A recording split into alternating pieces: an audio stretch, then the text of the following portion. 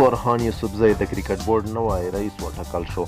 د افغانستان کرکټ بورډ نوی عمومي رئیس فرحان یوسفزي لنډه پیژندنه.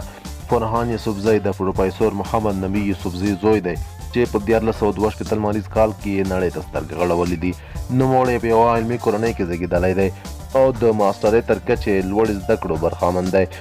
په 1490 لمریز کال کې د کابل له نظریې لیسې څخه فارغ شوی دی.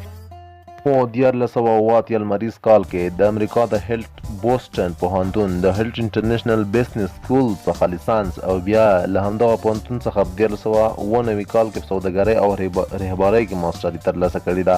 نوموړی د هیواد په سیاسي او اقتصادي ډګر کې غوره رول درلودلی دی او همدارنګه د هیواد د سوداګرۍ په ډګر کې هم یوه وتلې څیره ده. د اشرف غني د ځانګړي حکم پر اساس نن ورځ د کرکټ بورډ رئیس وټاکل شو او د یو لنډ مراسمو په ترڅ کې ورته د کرکټ بورډ نوې دنده ور وسپارل شوه. د کرکټ بورډ پخواني رئیس عزیز الله فضلي ورته د ښه راغلاست ویلو ترڅنګ په چارو کې د بریالیتوب غوښتنه وکړه. ورپسې فرحان یوسفزي په خبرو کې وویل د افغانستان کرکټ بورډ او د کرکټ لپاره به نه ستړي کېدونکې هلې ځلې کوي او تل به په دې هڅه کوي چې څنګه کرکټ قوي کړي.